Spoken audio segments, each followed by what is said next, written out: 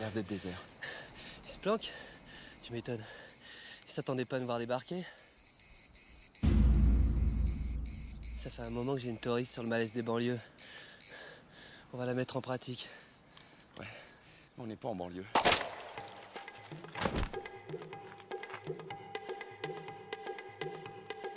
Il nous tire dessus!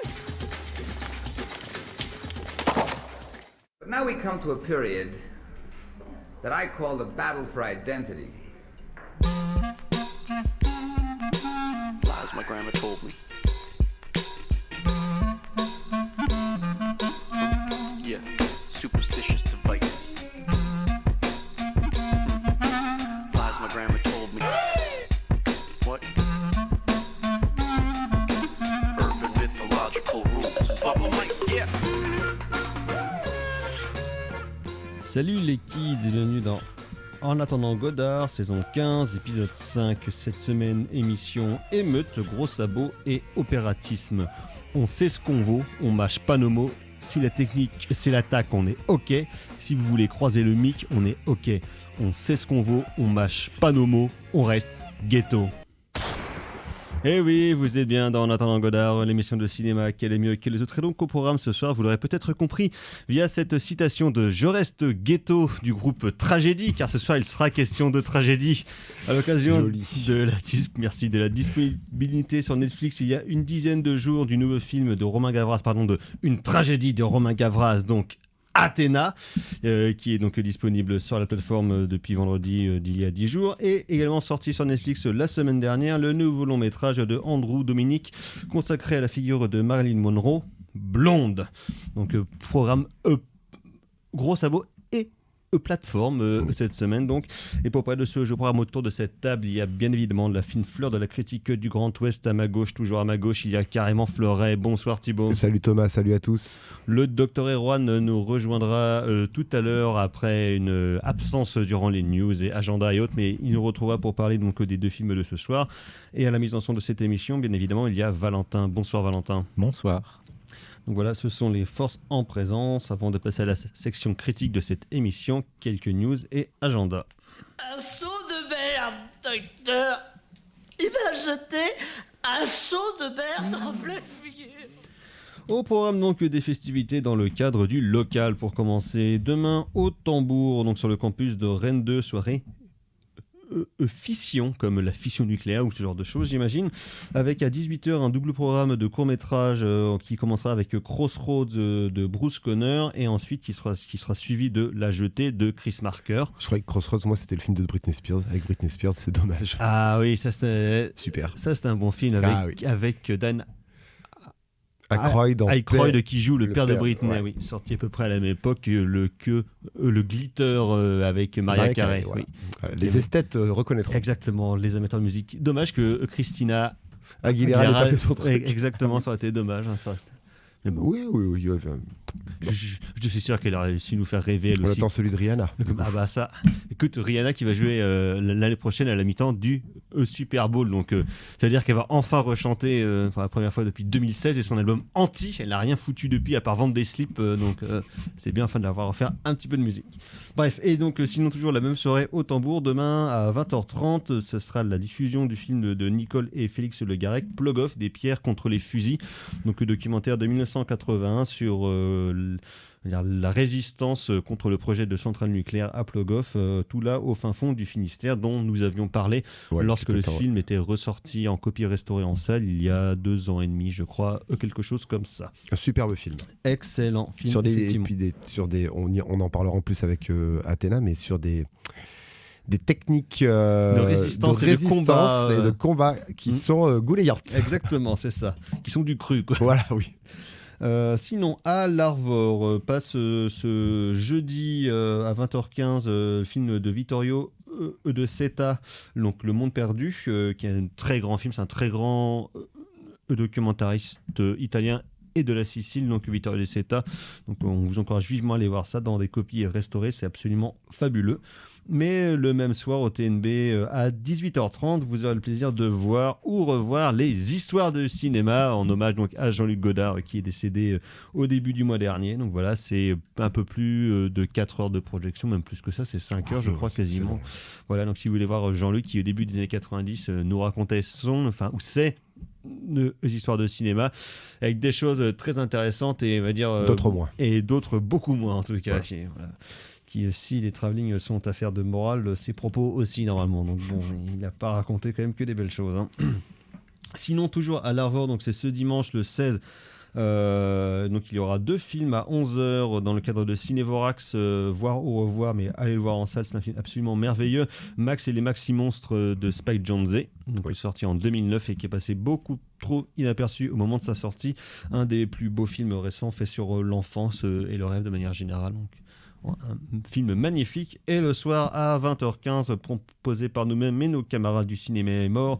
Donc c'est le film du dimanche soir avec $100 000 au soleil de Henri Verneuil. Si vous aimez le désert, les poursuites et les gros camions. Donc voilà, film absolument fabuleux et qui est totalement dans l'esprit du dimanche soir. Sinon, donc dans les sorties nationales, demain il sort quelques petites choses. C'est bientôt la fin du mois d'octobre, alors qu'on est encore qu'au début, mais bon, c'est pas grave, vous savez, c'est Hollywood, donc c'est le nouveau Halloween. Halloween Ends, toujours réalisé par David Gordon Green après Halloween et Halloween Kills, donc qui est la série de suite directe du premier film de Carpenter en 1978, dans lequel Jamie Lee Curtis revient dans le rôle de Laurie Strode, tout ça, de variations sur le Boogeyman, sur Michael Myers, coécrit donc par David Gordon Green et Danny McBride, qui les 2 précédents films n'étant clairement pas leurs meilleurs films en commun. Non. Ils font de bien meilleures choses à la télévision, donc que ce soit dans Eastbound and Down, dans Vice Principals ou dans leur dernière série qui est toujours en cours, The Righteous Gemstones. Mais après, il y a des choses que j'aime bien dans leur Halloween et d'autres qui sont clairement tout pété du casque. Hein, mais... Oui, il y a des choses qui sont intéressantes, mais bon. Voilà, donc vraiment, c'est la fin de leur trilogie à eux. Oui, voilà, il faut passer à autre chose maintenant. Mais bon, on sait très bien que, comme à Hollywood, rien ne se perd et rien ne se crée, mais tout se transforme. Ouais. On aura probablement dans 10 ans une nouvelle itération de Michael Myers. Hein, voilà. Profitez-en tant que John Carpenter est encore vivant, comme ça il pourra encore acheter de nouveaux jeux vidéo et voilà. Donc sinon à part Halloween, mais bon, il y a Simone, le voyage du siècle de Olivier Dahan, son nouveau biopic après La Môme consacré à Edith Piaf ou Grace consacré donc à Grace de Monaco. Donc là c'est sur Simone Veil qui est interprétée par Elsa Zilberstein et une tonne de postiches. Voilà, Laura, ça fait un peu peur. Ça a pas l'air terrible, un rôle à César quoi, comme on dit. Ouais. Voilà. Probablement qu'il n'a aucun intérêt. Olivier Dahan étant un incompétent notoire quand même. Hein. Son premier film déjà mort était pas trop mal, mais après, c'était bien. Et après ça. Très vite c'est parti en sucette quand il a fait Le Petit Poucet et compagnie. Putain, ça c'est nul. Hein. Ça qu'est-ce que c'est nul. Hein. Je l'ai vu en salle. C'est mauvais. Oh là là, tu viens de me rappeler un truc là. Je l'ai vu ça. C'est nul. C'est nul. C'était la bonne époque avec Olivier Mégaton. Et, ouais, c'est ça. Olivier Mégaton qui lui réalise des trucs de série, je crois maintenant pour les prods de Besson. Enfin, il fait ça, il fait. Gros nul aussi, Olivier Mégaton. Sinon, il y a une comédie française co-réalisée par ce gros nul de Malik Bentala qui était déjà un acteur à chier et qui maintenant est probablement un réalisateur de merde. Donc Jack Mimoun et les secrets de Valverde, même si on aime la petite référence au Valverde qui était une des spécialités du scénariste Stephen E. de Souza, parce que donc c'est le pays fictif qu'il avait créé pour Predator et pour Commando, pour ne pas dire que c'est dans un pays d'Amérique du Sud que l'on connaît, mais donc que c'est le Valverde. Et je crois aussi que c'est dans Delta Force, non, peut-être, je sais plus. Non, parce que Delta Force, le premier se passe en Irak et le deuxième se passe au Venezuela. Ah oui, avec Billy Drago, c'est ça. Ouais. Mais bon, en tout cas, donc le Valverde, donc le genre de film d'aventure avec François Damiens, avec Benoît Magimel. Et pas le Alejandro Valverde, hein, les amateurs de cyclisme reconnaîtront. Voilà, sinon il y a le nouveau film mis en scène avec lui, donc avec Louis Garrel, donc L'Innocent, avec Roche Dizem, Manu Grimbert et Noémie Merlan. Moi, c'est juste pour voir Anouk Grimbert, c'est son deuxième film de haine, donc je suis content de la revoir en salle après La Nuit du 12 de Dominique Moll qui était sorti à la fin de l'été. Et sinon, il y a un film de Philippe Faucon, donc Les Harkis, qui donc parle des Harkis. Ça a l'air assez intriguant. Voilà. Oui. Je suis revenu, moi, au début, Philippe Faucon, c'est un cinéaste que j'aimais moyennement, et puis en fait, je reviens. dessus. Voilà. Il est intéressant. Voilà. Il raconte ce qu'il raconte du pays vaut le coup d'œil et le coup d'oreille. Ouais, donc sinon, signalons, parce qu'on en parlera dans les semaines à venir, il y a le nouveau documentaire de Werner Herzog, donc consacré aux époux vulcanologues, le couple Kraft, donc qui est dispo sur Arte, nous en reparlerons. Et peut-être qu'on en touchera deux mots. Il y a aussi la mini-série de 6 épisodes consacrée au début de NTM et du hip-hop en France, donc Le Monde de Demain, qui est aussi disponible depuis hier sur Arte. Donc voilà. Sinon, mon cher Thibaut, l'arrivée de Laurent Blanc à l'Olympique Lyonnais, qu'est-ce que ça s'inspire? Parce que si Lyon pouvait couler comme les Girondins de Bordeaux, ça serait bien mal. On serait content. Tout le monde serait content. On ne serait pas mécontent. Ouais, mais non. Non-événement. Voilà. Mais bon, nous reparlerons du Stade Rennais en fin d'émission. Voilà. Donc voilà, ce sont les films qui sortent et on va passer à la section critique de cette émission. On va tout de suite écouter, comme dans le film qui va suivre, des jeunes qui n'aiment pas trop la maison Poulaga.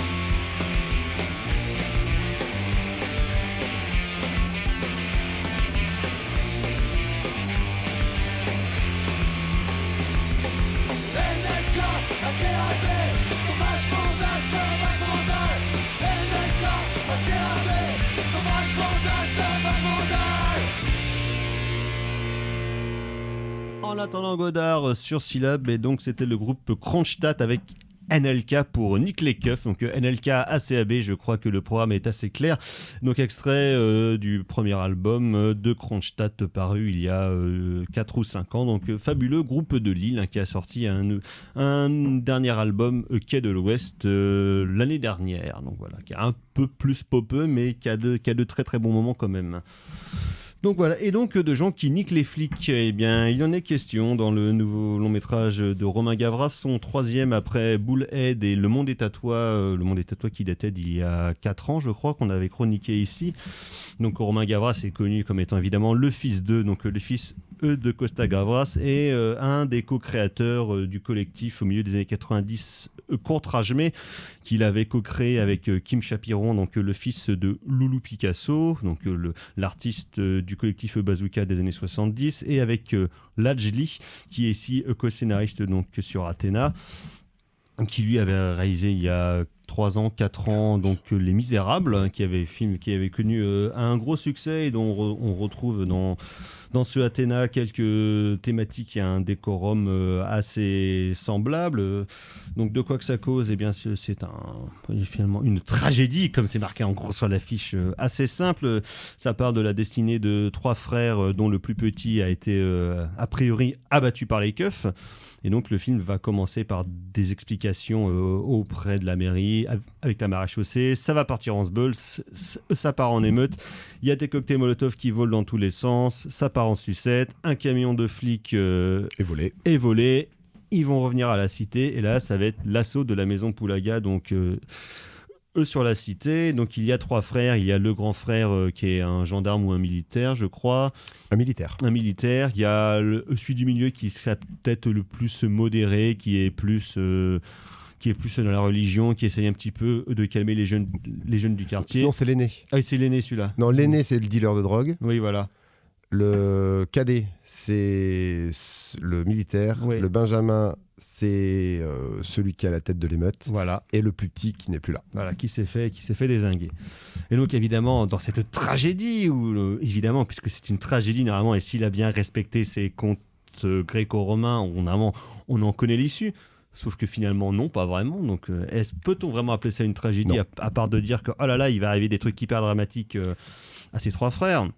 Et donc, sur cette trame relativement simpliste, Gavras va surtout donner lieu à un exercice de style, puisque donc, le film a été quand même pas mal promu là-dessus, sur des scènes d'émeute impressionnantes et sur des plans extrêmement longs, notamment le premier qui est le plus fameux, qui avait un plan séquence qui part de chez les flics jusqu'à l'arrivée dans la banlieue et la mise en place des barricades avant l'apparition du tir, donc qui dure bien un petit quart d'heure quasiment. Oui, c'est très impressionnant. Et donc c'est une prod de 100% Netflix, gros budget de 35 millions de patates quand même, où Gavras, lors des entretiens, disait clairement qu'il savait et était conscient qu'il faisait un film pour Netflix, et donc il y avait cette volonté de direct accrocher le spectateur par une grosse séquence d'action afin que le potentiel spectateur ne zappe pas au bout de 5 minutes, comme c'est assez récurrent sur les plateformes.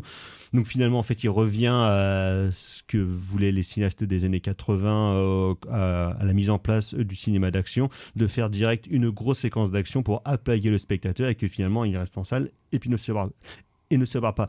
Donc cette logique-là s'est finalement déplacée sur les plateformes, mais ça participe de la même volonté spectaculaire dans un film qui serait supposément une tragédie.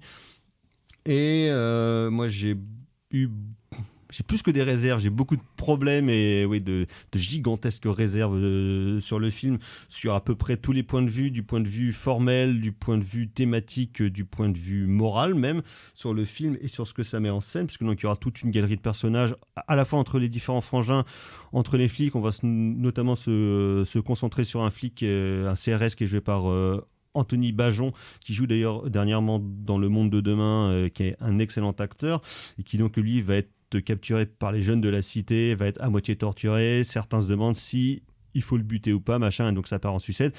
Et au milieu de tout ça se balade un personnage de fichesse, de radicalisé, qui revient de Syrie, qui est joué d'ailleurs par un des flics des Misérables de l'Adji, sauf que là il s'est fait pousser une barbe de salafiste.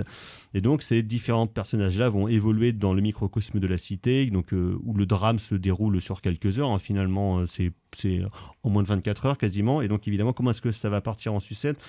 Et donc à la fois j'ai des réserves formelles sur le film, parce que donc il veut effectivement en foutre plein la gueule avec ses longs plans séquences et puis compagnie, avec des scènes d'émeute où effectivement on sent que le budget mortier a été très bien rentabilisé, mais en même temps sur par exemple toute la question du plan long et du plan séquence, certes tu peux dire que c'est impressionnant en termes de technique, en termes de chorégraphie, mais vu que maintenant avec toutes les technologies possibles imaginables, que ce soit en termes de caméra physique, en termes de montage, en termes de découpage, on peut à peu près tout faire sur la question des plans ultra impressionnants, parce qu'ils sont longs, parce qu'ils n'ont pas de coupe, parce qu'ils ont plein de trucs qui pètent à l'intérieur.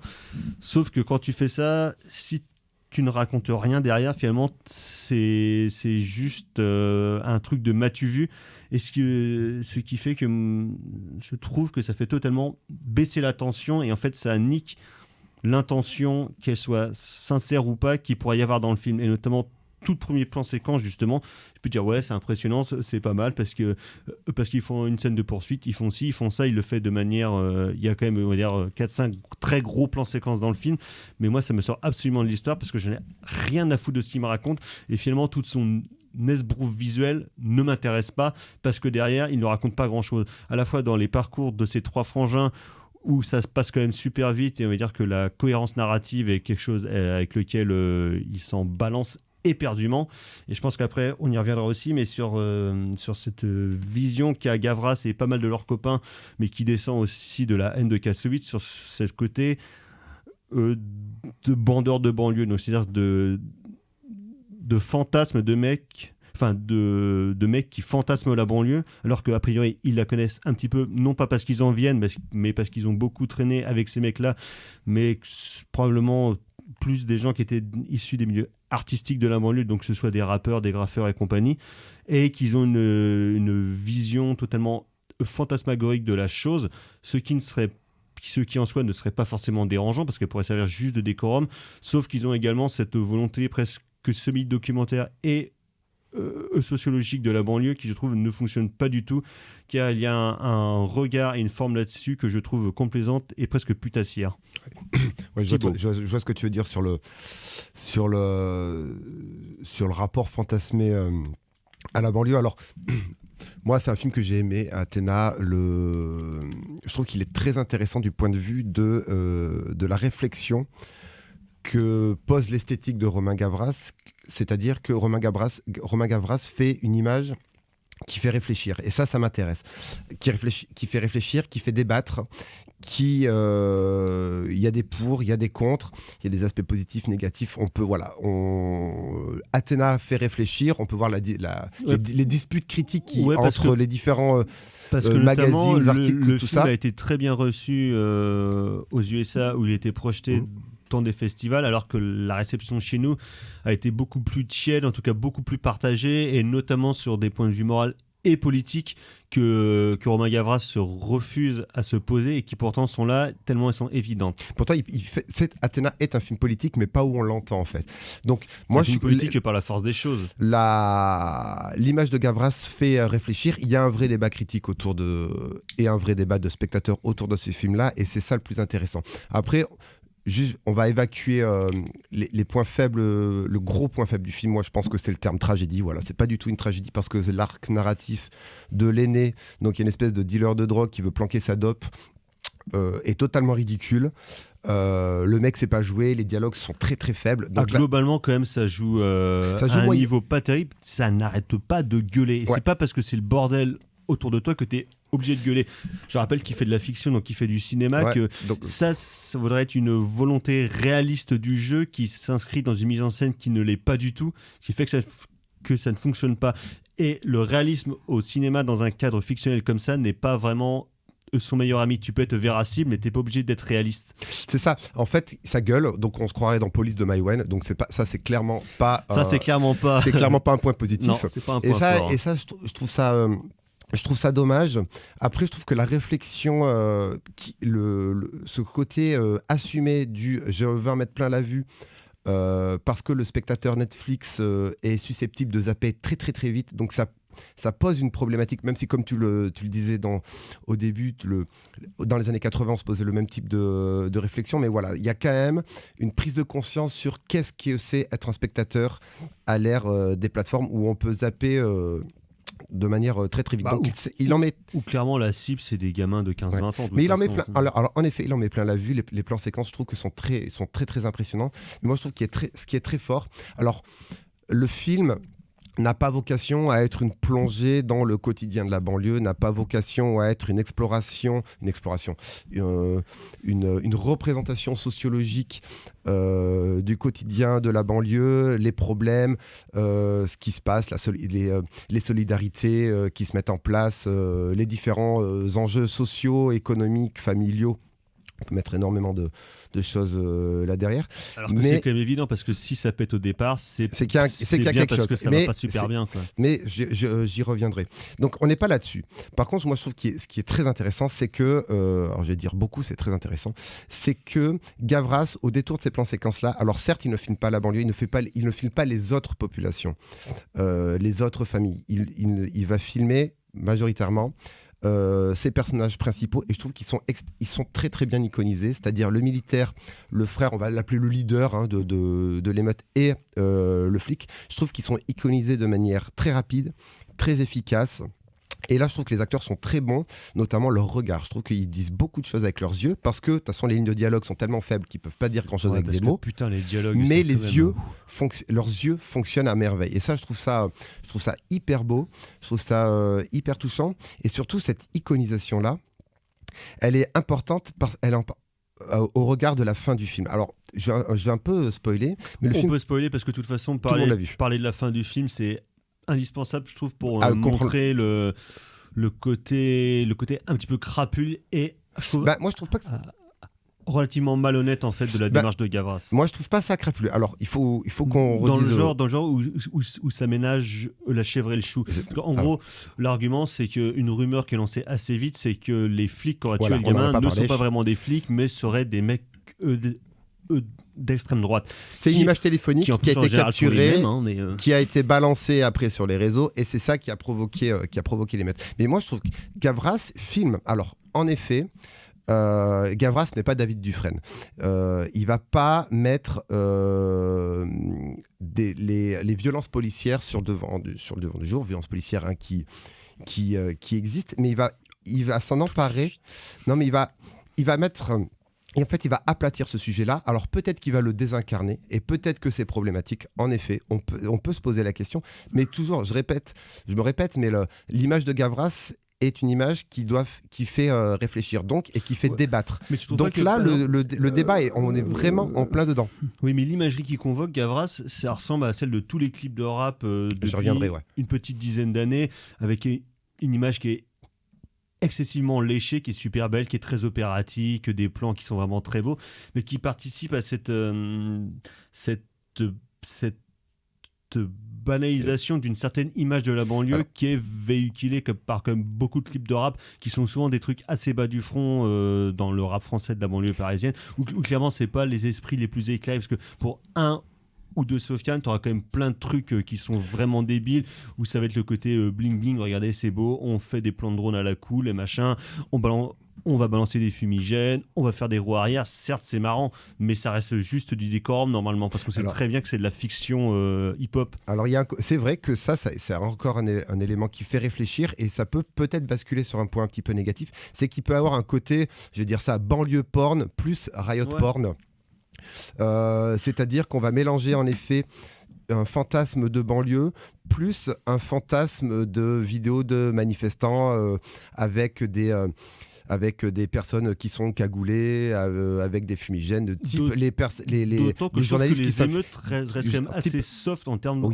en termes de violence. Tu Ah vois. oui, c'est pas vraiment beaucoup. gore. Non, Ouais, le film est sans genre ultra brutal. À part des murs qui pètent, il y a quand même pas grand chose. Non.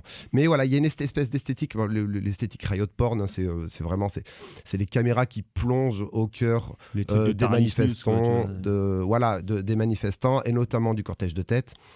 Et voilà, où on essaye, on capte ce qui se passe quasi en temps réel, mais voilà, ça ce sont des vraies problématiques qui existent même au sein du milieu de la sphère militante, tout simplement. du milieu militant, en effet. Mais voilà, toujours, faut pas oublier non plus que Gavras, je reviendrai après sur mon truc, mais il faut pas oublier que Gavras, il a réalisé Stress de Justice en 2006 par là, un ouais. truc comme ça, j'ai pas la Oui, date oui, parce en qu'en tête. plus ces mecs-là, ils ont quand même fait, outre leur court-métrage, ils ont fait pas Et mal de ça a pubs, beaucoup enfin, clippé. ils ont fait pas Et mal on de peut clips pour les retrouver rappeurs de bien leur sûr crew et compagnie. Stress est retrouvé se retrouve dans Athéna. Mais pareil, dans Stress, le but c'était de faire une vidéo qui fasse discuter, une vidéo même qui choque. Après Un truc la provo track, un petit peu, voilà, ouais, un de truc toute façon. provocateur. Le clip est mortel, la chanson est mortelle. De toute façon, Justice est un groupe mortel. Mais voilà, le but était de dépolitiser un petit peu le truc pour faire une esthétique qui nous fasse réfléchir. Bien entendu, tout ça, c'est une affaire de morale et après, ça dépend où tu fais ton curseur. Et Dantena, il fait un petit peu la même chose. On pourrait croire qu'il fait un petit peu la même chose. Or, il y a cette séquence finale, filmée au téléphone portable. Et là, il nous dit, avec l'extrême droite, qui, eux, ne sont pas du tout iconisés. Ouais, mais tu Ce vois, sont des espèces de fantômes le qui truc apparaissent. Et là, Ah, Gavras fait Gavras fait de la politique. Le truc, à la limite, tu aurais pu te dire, effectivement, c'est intéressant de voir, comme pour les brigades rouges en Italie durant les années 70, où les attentats étaient instrumentalisés et parfois faits par les FAF italiens pour voir un petit peu la complexité autour des attentats, comme en plus il y a un représentant de l'État islamique dedans, justement. Tu pourrais dire que ça aurait été des trucs intéressants, sauf que je trouve qu'avec ça, justement, il n'en fait rien. Je trouve qu'en fait c'est malhonnête parce qu'il se dédouane finalement de Alors ça. peut-être qu'il se dédouane. Mais en attendant, les flics, alors il y a un petit coup de téléphone en direct. Donc là, c'est le doc qui arrive. Mais en tout cas, les flics et les deux frères, parce que je passe de côté. Alors là, du coup, je me retrouve tout seul au studio. Du coup, il y a les flics et les deux frères. Je mets de côté les trafiquants de drogue qui sont iconisés. Donc, du coup, ces populations-là ont un représentant. Donc, du coup, ils sont humanisés. Donc, du coup, ils peuvent exister au sein de la fiction. À la fin, les FAF, eux, sont dilués dans une espèce de flou. Alors, on voit, il y a un tatouage, voilà, qui nous explicite très bien la chose, mais ils n'ont pas de représentant. Et c'est là où Gavras, à mon sens, fait très fort, c'est qu'il nous met littéralement en garde sur qu'est-ce que c'est qu'une image téléphonique, qui peut être manipulée et qui va être manipulée, et qui l'est déjà peut-être, par une extrême droite qui vise littéralement à foutre le chaos. Et voilà, donc il n'y a pas d'humanité dans l'extrême droite chez Gavras, et c'est là où Dans la vie justement non plus. Hein. oui, mais c'est là où en fait au final il fait de la politique. L'image de Romain Gavras est une image qui nous fait débattre, qui nous fait réfléchir. L'image qui est utilisée par l'extrême droite n'est pas une image qui fait réfléchir, c'est une image qui fout le bordel. Et des fois elle fout le bordel. On y réfléchit a posteriori, mais en fait il est déjà trop tard et le mal est fait. Et en fait moi je trouve que le film est très intéressant à ce niveau-là, si on évacue bien entendu la question des violences policières, le curseur moral sur une esthétisation de la banlieue qui est ici iconisée à une géographie. La géographie par contre est hyper bien utilisée, Oui, parce mais on qu'ils ont- évacue toutes les questions parce qu'ils ont sociologiques, cherché tous les pendant problèmes. longtemps tous une les- banlieue qui pouvait ressembler à une genre d'enclave, un petit Voilà. peu comme un fort. Donc voilà, et puis ce côté tragédie entre frères qui fonctionne, Et j'ai eu fonctionne un pas autre du tout. souci sur une question morale et politique aussi, mais qui était la même dans Les Misérables, c'est la complaisance, je trouve, de Lajli et là du coup aussi de Romain Gavras sur la question de l'islamisme radical et puis des frères musulmans, notamment dans Les Misérables. C'était les seuls personnages du film qui étaient montrés sous un jour positif. Et là, je trouve que c'est la même chose avec la question du fichier S, où finalement, tu as l'impression que pour eux, la seule, pas cause, mais presque la seule solution pour lutter contre l'État français et finalement pouvoir vraiment embraser les banlieues pour pouvoir faire une genre de révolte nationale, c'est de faire appel à l'islamisme radical en faisant littéralement tout péter. Ce qui, moi, me pose réellement un véritable un questionnement sur ces mecs-là. Je ne sais pas s'ils sont bêtes politiquement ou si c'est parfois peut-être juste des simples merdes. Et moi, ça me pose vraiment question. Ouais. Le doc. Non. Alors, moi, je me demande si c'est vraiment à dessein, si ce ne sont pas des archétypes de personnages. Je suis pas sûr que le discours qu'il faille prendre. Ces Le truc, personnages-là. c'est que quand même le personnage prend de plus en plus en importance au fur et à mesure de la narration et tu peux vraiment pas passer à côté parce que c'est lui qui va amener la conclusion au film. Oui.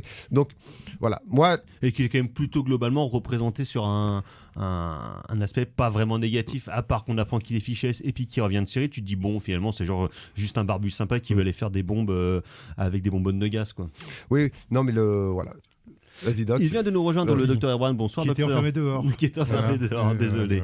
Mais Voilà. je sais pas qui a fermé, mais. C'est les gens qui étaient avant nous. Eh ben, les gens qui étaient avant vous, il faut pas qu'ils ferment la radio quand il y a des émissions, c'est Bah pas oui, bien. en plus, Parce ils que nous ont dit sinon- rentrer. Sinon, on est tout bête comme des idiots. Donc voilà, on était enfermés comme les jeunes de la banlieue. Et donc, Oui, Erwan, alors que Athéna. j'ai vu Athéna, donc je vais faire court parce que j'imagine que je vais répéter des trucs que vous avez déjà dit, comme j'arrive un petit peu au milieu du game. Mais donc, si, il y a des auditeurs mais, qui arrivent en retard. Comme Mais ça. moi je sais. Alors c'est marrant parce que les deux films dont on va parler aujourd'hui, moi je trouve c'est deux films qui souffrent finalement de problèmes assez similaires. C'est deux films qui souffrent en tout cas. Ouais, c'est deux films qui souffrent et qui font souffrir. Enfin, on en reparlera pour Blonde. mais sur Athéna, en fait, moi j'ai trouvé, je trouve que pour moi il y a un gros problème de point de vue. C'est-à-dire qu'à force de vouloir passer d'un point de vue à un autre, finalement, et vouloir vexer personne, en fait, finalement, il fâche tout le monde. Alors le film est un peu déséquilibré. Voilà. Il aurait gagné à être plus équilibré au final. Moi, je pense qu'il aurait dû rester sur le. Enfin, moi, en tout cas, le personnage que je trouve qui est pas forcément. Alors, en termes d'interprétation, je suis un petit peu réservé, moi, sur. Voilà. Mais pour moi, le personnage intéressant, c'est le personnage du militaire. Moi, c'est celui-là qu'on aurait dû suivre, à mon avis, du début jusqu'à la fin, parce que le personnage du petit frère. Enfin, je veux dire, ça peut être pas loin. Et le personnage du frère dealer qui passe son temps à hurler, j'y crois pas une seule seconde. Enfin, pour moi, un grand criminel, c'est pas un mec qui se passe son temps à hurler, à traiter tous ses hommes d'enculés. Au contraire, c'est plutôt un mec qui a un manque. C'est un mec qui se cache, mesure. c'est un mec qui apparaît pas, quoi, normalement. Donc j'ai un peu de mal à croire à ce personnage-là. Donc pour moi, il y a un problème de point de vue. Et puis pour moi, surtout, il y a un autre problème, et dont on va reparler dans Blonde, je pense, c'est que pour moi, c'est ce que j'appelle le Northman Effect. C'est-à-dire que c'est un film de Robert Eggers. C'est un film où le réalisateur est tellement certain de son talent de metteur en scène que ça finit. Enfin, moi, je trouve que ça finit par étouffer complètement l'histoire qu'il raconte. Et moi, j'avoue que j'ai pas ressenti grand-chose en fait dans ce film-là. Et ça, c'est mon problème principal avec le film, c'est que le film est pas mauvais. C'est bien filmé, le plan séquence d'ouverture est tout à fait virtuose. Et d'une manière générale, c'est assez virtuose en termes de lumière, de photos, de déplacement. Enfin, voilà, techniquement, c'est très bien.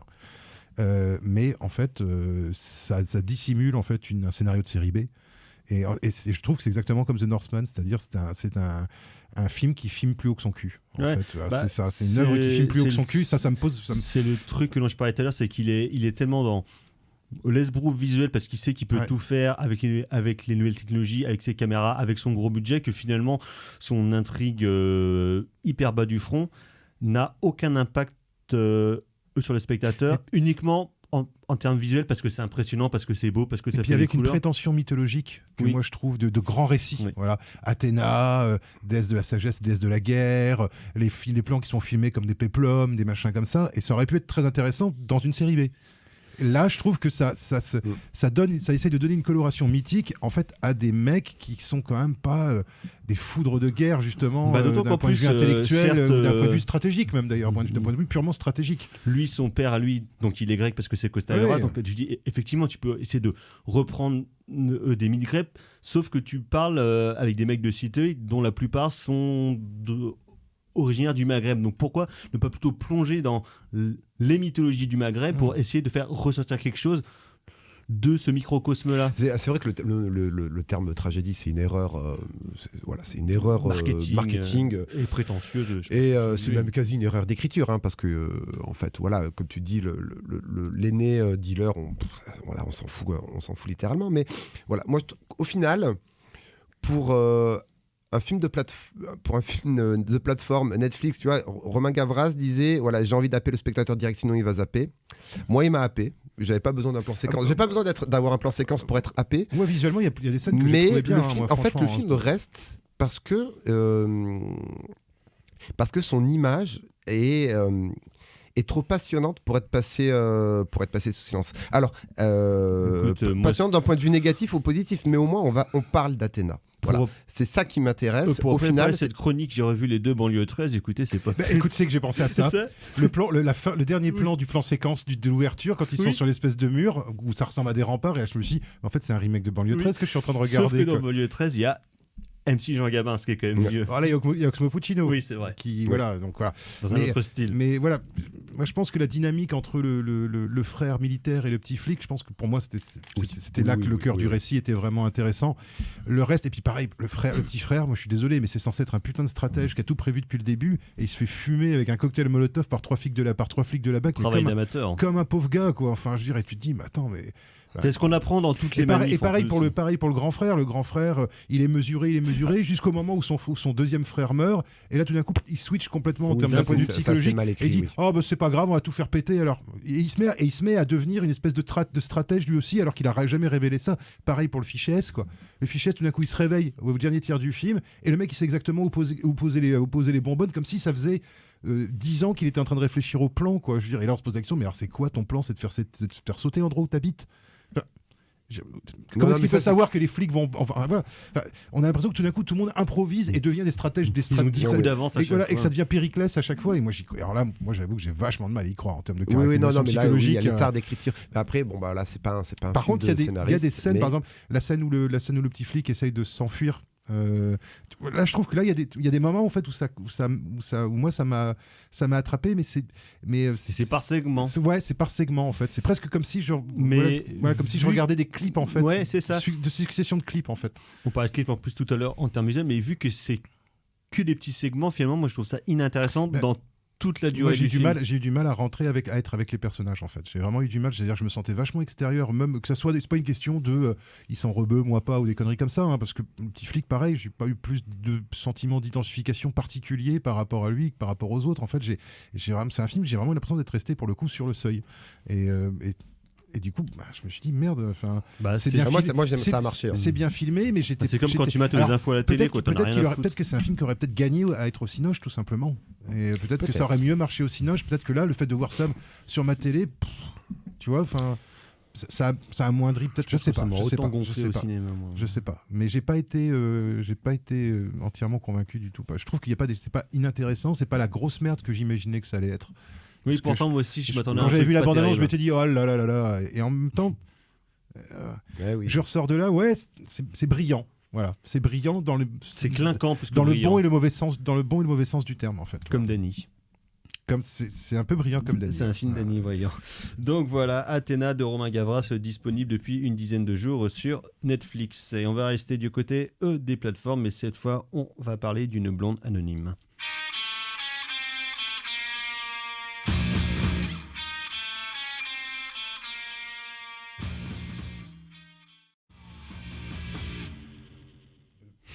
En attendant C'est Godard. un film qui s'appelle. En attendant Godard sur Syllab, et donc c'était Pop 1280 avec Anonymous Blonde. Et donc de Blonde, ils vont être question à l'occasion de la sortie mercredi dernier donc de Blonde de Andrew Dominic, faux film biopic sur Marilyn Monroe basé sur un livre de Joyce Carol Oates sorti en 2001 qui avait été un carton de l'édition américaine et que Andrew Dominic cherchait à faire depuis au moins une petite dizaine d'années. À la base, c'était Jessica Chastain, je crois, qui était prévu dans le rôle, et là donc il est tenu par Ana de Armas qui donc raconte la vie de Marilyn, mais évidemment comme tous les biopics, plus que par son versant professionnel, par son versant personnel, où donc on va voir pendant 2 longues heures 46 Marilyn Monroe sous toutes les coutures plus que sous tous les aspects, et c'est d'ailleurs bien le problème, et notamment on va voir comment est-ce que Marilyn, dès le début de toute sa vie, elle en a chié comme une merde, et pendant 2h46 elle est réduite à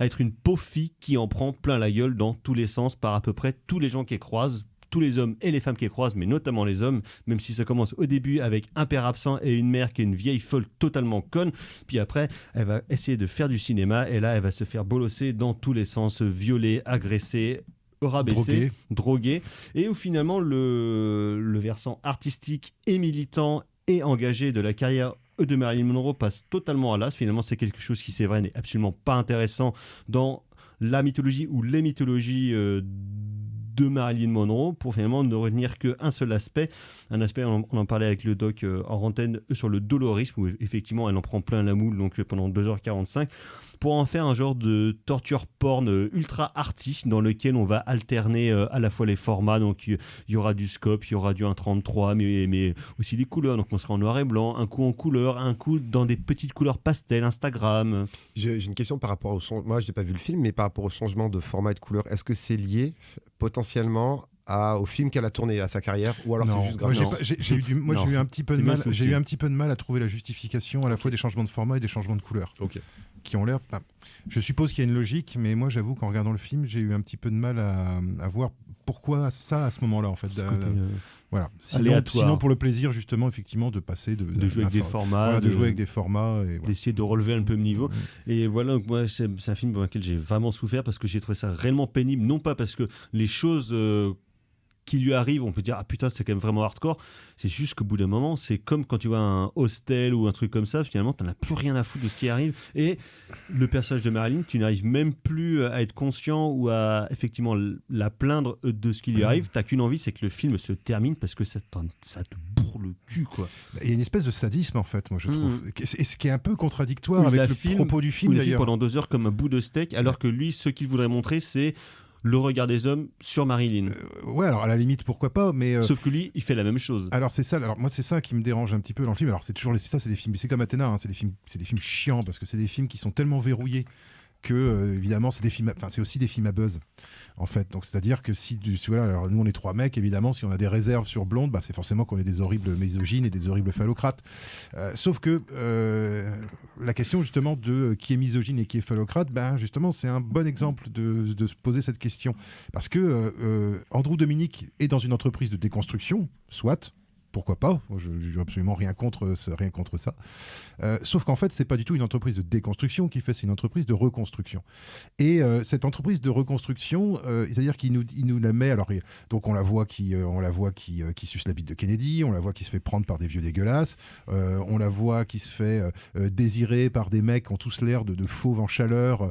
Voilà, elle se fait battre par Jody Maggio, elle est incomprise par Arthur Miller. Enfin voilà, il n'y a pas un type il n'y a pas une personne, même son maquilleur qui est censé être son pote, ou les deux affreux qui l'initient au sexe, le fils Chaplin et le fils Robinson, qui sont d'horribles petits pleureurs qui arrêtent pas de se plaindre, qui sont des fils de stars et qu'on leur a volé leur jeunesse, et au bout d'un moment on a envie de leur dire mec, sérieux quoi, t'as une belle gueule, tu viens d'une famille riche, et t'es malheureux parce que papa il est plus connu que toi quoi, je veux dire ça va quoi, enfin je veux dire au bout d'un moment et ça par exemple moi ça c'est un aspect qui m'a agacé.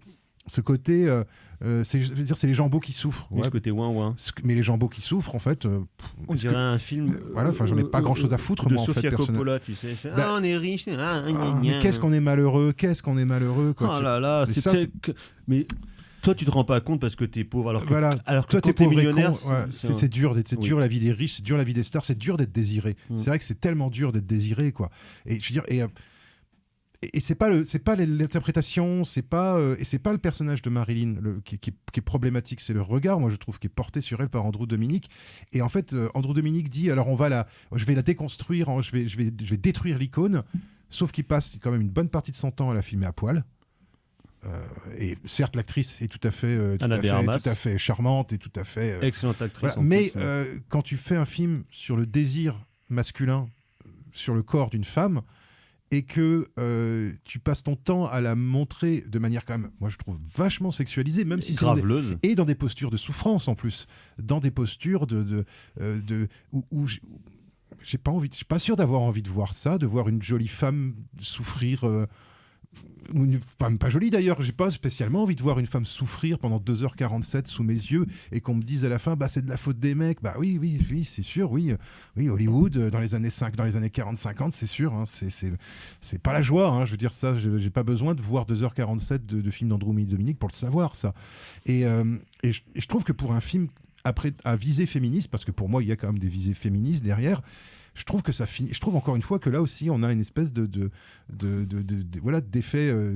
Northman, c'est-à-dire que c'est assez brillant au niveau de la mise en scène. Il y a plusieurs séquences qui sont vraiment pas mal. Moi, je trouve que la première demi-heure avec la mère, je trouve que c'est un peu film d'horreur. Je me suis dit tiens, pourquoi pas. Je trouve déjà ça un peu lourd. En plus, ça amorce toutes les choses. Ouais.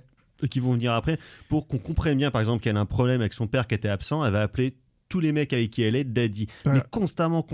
Et ça, pareil, au bout de 50 fois t'es c'est et ça pareil, c'est mollo quoi.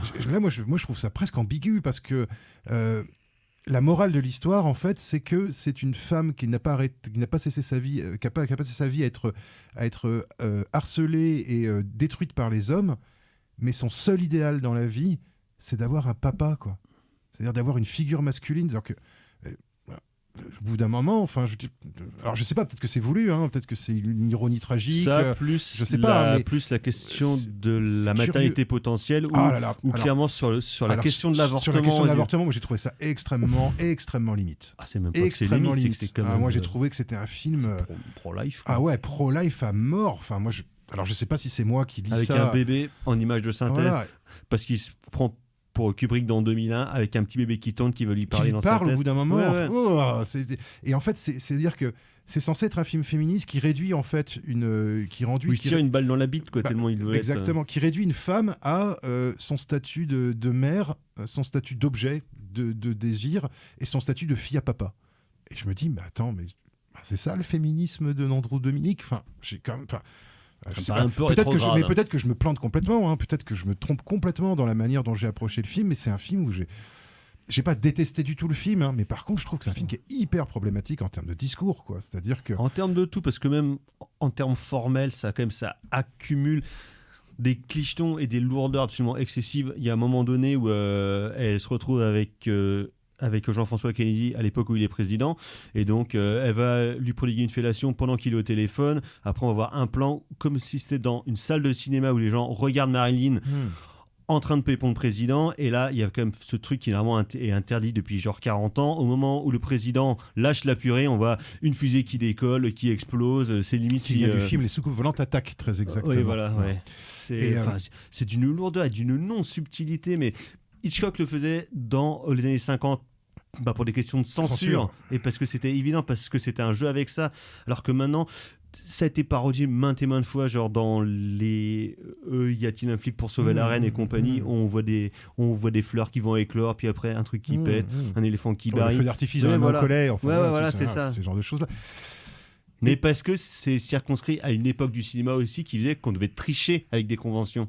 Oui, voilà, alors que là, là c'est juste gratuit. Grave-le. Après tout, entre guillemets, déflorer l'image de Marilyn, bon, pourquoi pas. Moi, je suis pas un fan de Marilyn. Enfin, je l'aime bien en tant que comédienne, mais j'ai pas d'adoration. Pour moi, c'est pas. Mais c'est une icône. Voilà, c'est une icône. Je comprends bien son côté iconique. Mais c'est une icône de film. Voilà, mais c'est voilà, c'est. Et la question filmique, ou bien sa carrière d'actrice n'est jamais questionnée, jamais remise en question, et on a l'importance et l'influence qu'elle a eue. Ouais, et puis là on a l'impression que quelque part il n'y a pas de métier, en fait, qu'il n'y a pas de, qu'elle est comme ça, je dirais naturellement. Alors elle est pénible avec tout le monde, et l'explication c'est elle est folle à cause du patriarcat. Voilà, et donc ça y est, la folie des femmes est uniquement due à la pression du patriarcat.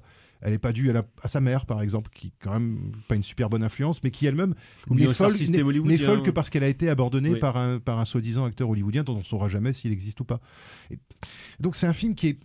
Alors, je sais pas si c'est le roman, si le roman est comme ça aussi. Le roman c'était plus un roman fictionnel autobiographique. Voilà, mais après tout, pourquoi pas. Après tout, pourquoi pas. Mais moi, j'avoue que j'ai pas été gêné, j'ai pas été choqué. Fait chier. Je me suis, voilà, effectivement, j'ai eu du mal à m'identifier au personnage de Marilyn, alors que quand je la vois dans un film, quand c'est Marilyn dans un film, j'ai aucun problème à m'identifier à son personnage. Et là, j'ai pas réussi à rentrer dans le truc. Et encore une fois, la forme est tellement certaine. Le mec est tellement certain de la justesse à la fois de sa forme et de la justesse de son discours que le film, en fait, laisse pas vraiment de place pour le spectateur, pour que le spectateur puisse, lui, investir de son ressenti par rapport aux choses. Et le propos, en fait, est tellement apparent que le récit, en fait, devient complètement étouffé. Enfin, c'est très... étouffant. Et c'est un film presque... Mais je te disais, moi, j'ai presque eu l'impression de regarder un film d'Aronofsky. Oui. C'est pas un compliment. Ce côté, avec des gros clous et des gros marteaux, et puis boum, boum, boum, vas-y, pense ça, spectateur. Enfin, tu n'es pas intelligent pour deviner les choses toi-même. Et ça me dérange toujours un peu. Que aussi, les qualités donc blondes qui ressemblent à on va se faire probablement insulter. Darren Aronofsky et puis Athéna qui faisait penser à un film de Maïwen, c'est quand même...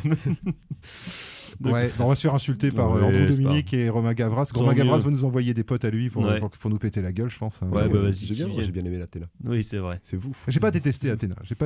Moi, j'ai trouvé ça tout pourri. J'ai pas détesté. J'ai plus de problèmes avec Blonde, mais c'est pas des problèmes de forme, c'est pas des problèmes d'interprétation, parce que les acteurs sont plutôt bien, moi je trouve, mais c'est des problèmes de fond, en fait. Donc on va s'arrêter là. Donc c'était Blonde de Andrew Dominic, disponible depuis la semaine dernière sur Netflix. On va passer au coup de cœur.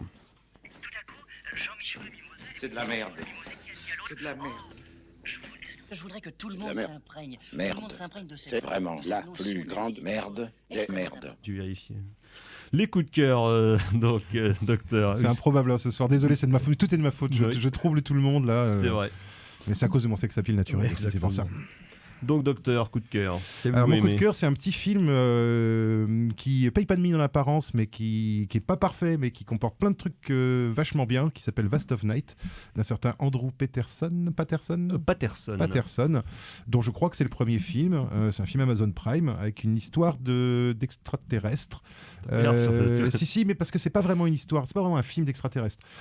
C'est une histoire d'extraterrestres, c'est plutôt l'histoire de deux personnages qui découvrent par des sondes à la radio en fait qu'il y a peut-être quelque chose de trouble qui se passe dans leur petite ville.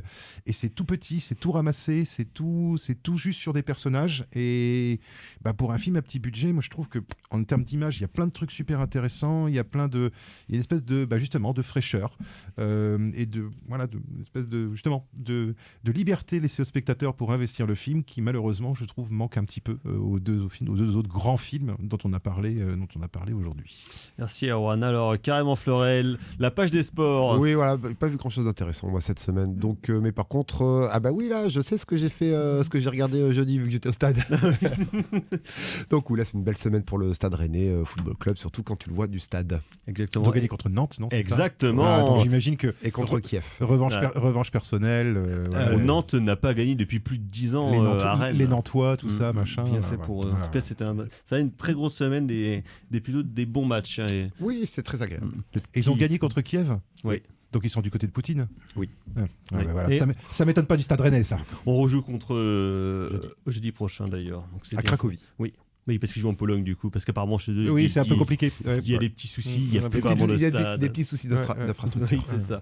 Et donc moi, ce sera deux choses. Premièrement, un film de René Ferret, 1986, Mystère Alexina, un des seuls films qui met en rôle principal Philippe Villemain, donc le dessinateur des sales blagues, ou donc based on a true story au début du siècle dernier. C'est sur